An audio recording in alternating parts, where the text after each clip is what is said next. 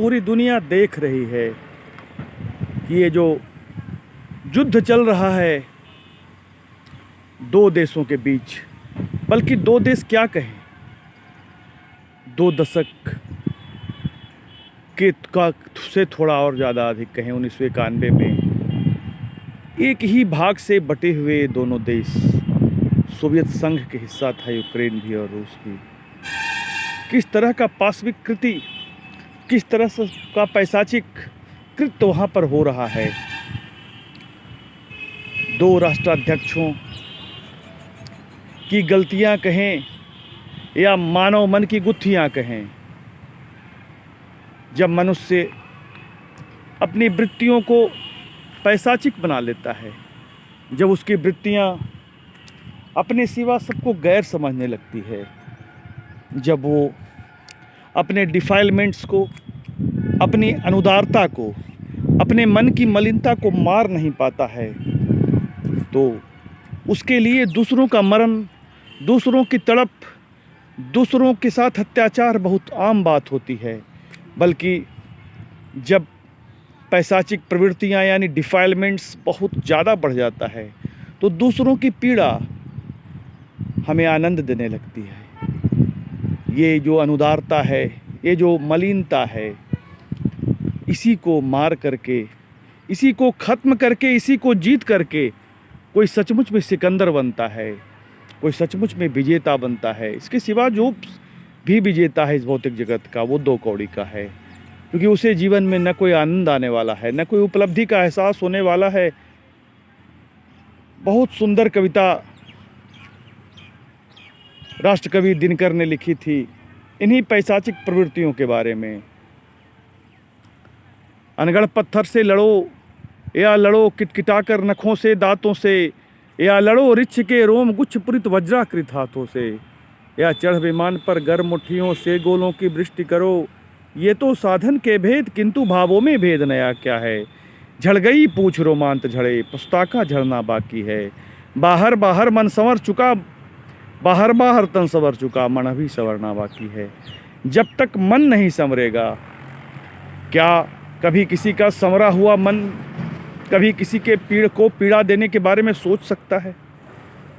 क्या कभी उसे लग सकता है कि किसी की हत्या करके हम जीवन में कोई सुख प्राप्त करेंगे, चाहे वो राष्ट्र के स्तर की बात हो या फिर व्यक्ति के स्तर की बात हो। जब धर्म का साम्राज्य, वास्तविक धर्म का साम्राज्य जो मनुस्मृति की परिभाषा है, धृति क्षमा दमस्तेयम शौचम इंद्र निग्रह धी विद्या सत्यम क्रोधो दशकम धर्म लक्षणम, धर्म जो मानवीय सद्गुण है, जो सद्गुण की पराकाष्ठा है, जो वृत्तियों का उन्नयन है, जो ऊर्ध्वगमन है। हम चींटी से लेकर चिड़िया से लेकर के हाथी तक, और मनुष्य तो मनुष्य है ही। कभी किसी के दुख तकलीफ दर्द को अगर हम जन्म तो पशुत्व के रूप में पशुता के साथ ही लेते हैं, उसके बाद अपने सद्कर्मों से ही हम मनुष्यत्व को प्राप्त करते हैं। उसके बाद आरोहण होता है हमारा ब्रह्मत्व, देवत्व, बुद्धत्व, शिखर आरोहण होता है। फिर हमारे जिस तरह से अवतार आए, मीन अवतार से लेकर जिस तरह से वो आगे हुआ, कूर्म, वाराह, नरसिंह, वामन, राम, परशुराम, राम, कृष्ण, बुद्ध, कल्कि, ये एक एवोल्यूशन है। ये डार्विन का जो एवोल्यूशन का थ्योरी उससे मिलता है। हमारी मनुष्यता, हमारा जो जीवन है वो धीरे धीरे उन्नयन को प्राप्त हो रहा है। हम एक उन्नत संवरे हुए व्यक्ति बन रहे हैं। बाहर के संवार की कोई बात मैं नहीं कर रहा। बाहर से संवरा हुआ तो हिटलर भी था, मुसोलिन भी था, स्टालिन भी था। बड़े बड़े अपराधी, चाहे वो राजनीति में हों, चाहे वो राजनीति के बाहर हों, वो भी बहुत संवरे हुए दिखते हैं ऊपर से। उनके ललाट पर भी चंदन टीका आप देख सकते हैं। बल्कि जो जितने क्षुद्र हैं, जो जितने बड़े ढोंगी हैं, पाखंडी हैं, उनका मन सिर्फ बाहर के संवार की बात करता है। क्योंकि मन को संवारना सचमुच में एक ईश्वर की बहुत बड़ी कृपा वर्षा है, एक बहुत बड़ा प्रयास है। एक किसी बहुत ऊंचे पहाड़ की सीधी चढ़ाई है जहाँ पग पग पर बाधाएं हैं। चंचलम ही मनः कृष्ण प्रमाथि बलवदृढ़ तस्याम निग्रहम मन्ये वायुरिव सुदुष्करम असंशयम महाबाहो मनो दुर्निग्रहम चलम अभ्यासे नहीं कौन्तेय वैराग्य न चक्रिते। भगवान स्वयं कह रहे हैं अर्जुन को, हाँ अर्जुन, ये मन जो है सबसे कठिन है इसको रोकना, लेकिन हो सकता है। मैं कह रहा हूँ कि हाँ कठिन है, लेकिन अभ्यास से नहीं कौन्तेय वैराग्य न चक्रिते। सतत वैराग्य का भाव और अभ्यास, बार बार अभ्यास, बार बार अपने बाहर जा रही वृत्तियों को खींचना और अपने को पहचानना कि मैं कौन हूँ, मैं कौन हूँ, मेरी जीवन यात्रा क्या है, मेरे जीवन का उद्देश्य क्या। पछता की वृत्तियों को रख करके सिर्फ आमोद प्रमोद, भोजन, व्यसन, ये बस मकान दुकान, जो हमारा वास्तविक कौन है, आत्मा कौन है। आत्मा किस शब्द से है? आत्म शब्द से, अपना। ये आत्मा अपना है। अनंत जन्मों में जो यहाँ से हमारी शुरुआत हुई है, आज मनुष्य तक पहुँचे हैं, ये आत्मा साथ रही है और हम आत्मा को पूरी तरह छोड़ रहे हैं। उसके प्यास, उसकी भूख, उसके निवेदन, उसकी चिल्लाहट, उसकी उदासी, उसकी रुग्णता, उसके लिए कुछ भी नहीं। सिर्फ संसार के लिए जो बेहद क्षणभंगुर है। हर दिन लाखों लोग इस संसार को छोड़ के चले जा रहे हैं। ये महाश्मशान है। यहाँ तो वैराग्य होना चाहिए। मैं ये नहीं कह रहा कि कर्म से च्युत नहीं, कर्म का फल के प्रति पूर्णतः वैराग्य का भाव। कर्म के फल की कोई चिंता नहीं, सदकर्म में तो लगना ही है हमें। हम तो चाहे वो संत हों जो सूक्ष्म की खोज में हों, या भौतिक जगत के लोग हों जो नौकरी चाकरी व्यापार, सबके जीवन का अंतिम लक्ष्य, अंतिम आनंद है।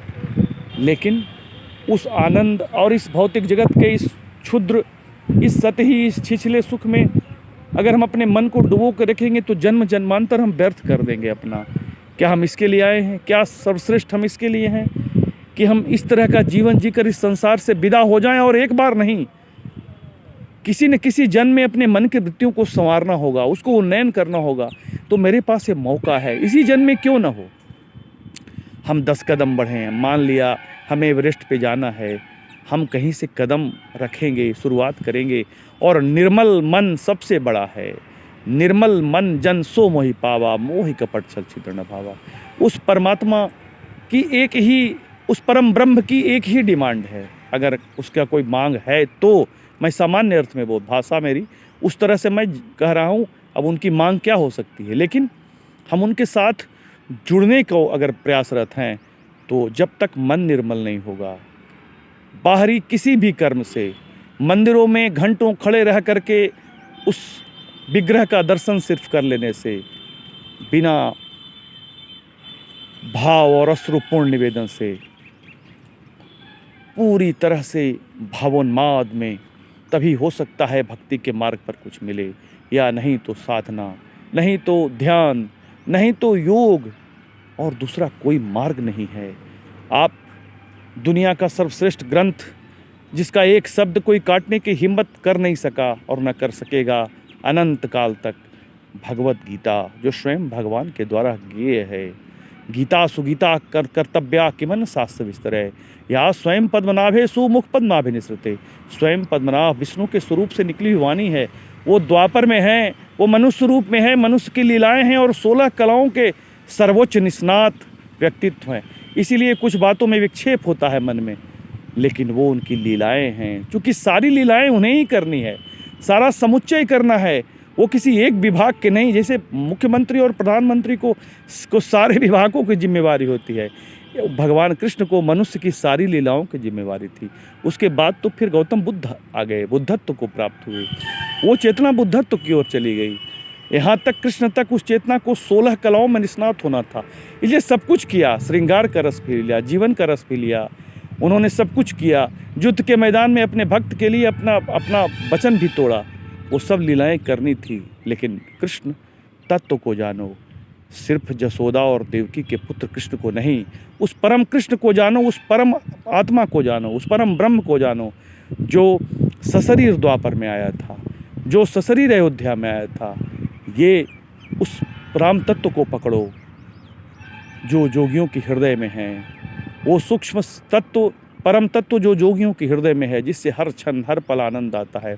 उस कृष्ण तत्व को पकड़ो जो परम आकर्षक है, जो अपनी ओर मन को खींचता है, लेकिन तुम्हारा अनंत जन्मों की विकृतियों से भरा हुआ मन सत्संगति में न जा करके इन संसार की भौतिक वासनाओं और कामनाओं के लिप्सा में भटक भटक कर उस हिरण की तरह दम तोड़ता है, जो भयानक दोपहरिया में किसी रेगिस्तान में पानी की खोज में तड़प तड़प कर दम तोड़ता है।